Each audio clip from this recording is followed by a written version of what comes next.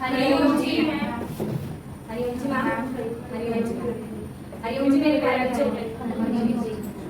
I am Rani, Sector Beauty and Wellness. I am doing Assistant Beauty Therapist job role, training from Anand Tham कौशल विकास केंद्र, Faridabad. My course level is 3. ये है हिताशी, ये है बबीता, ये है रेशमा और ये है जिया. आज हम आपके सामने रोल प्ले के माध्यम से एक कहानी दिखाने जा रहे हैं जिसका नाम है गुरु और शिष्य। तो आइए देखते हैं।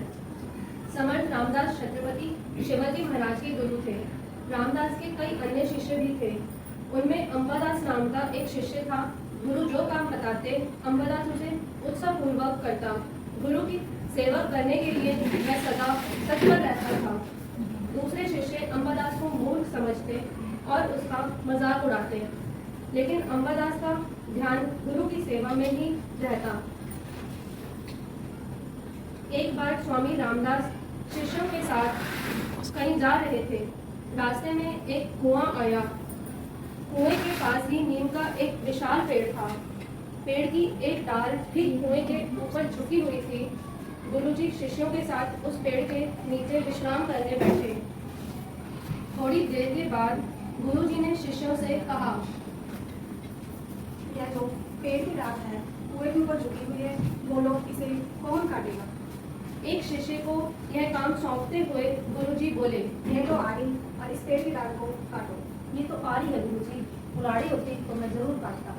गुरुजी ने दूसरे शिष्य को यह काम सौंपा तो उसने कहा, यदि मैं काने की डाल से पेड़ को काटूंगा तो मैं कुएं में डूबूंगा। इस प्रकार गुरुजी का सौंपा हुआ काम करने के लिए कोई भी शिष्य तैयार नहीं हुआ।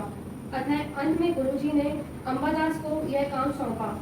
अंबादास ने फौरन आरी लेकर पेड़ पर चढ़ गया और डाल को तने की ओर से काटने लगा। सब शिष्य उसकी मूर्खता पर हंसने लगे, पर अंबादास बिना किसी बात की परवाह किए डाल को काटता रहा। डाल काट कर कुएं में गिरी तो उसके साथ अंबादास भी कुएं में गिर पड़ा। सब शिष्य घबरा गए। गुरुजी बोले, चिंता करने की कोई बात नहीं है। उसे मेरे प्रति वचनों में श्रद्धा है, उसका वाद भी पाका नहीं हो सकता। थोड़ी ही देर में भी खरोच नहीं आई है, आप बिल्कुल भी चिंता ना करें. गुरुजी ने सभी शिष्यों से कहा, तुम जो उसका मजाक उड़ाते थे, मेरे वचनों में उसे मेरे वचनों में श्रद्धा थी, उसका कुछ भी नहीं हुआ।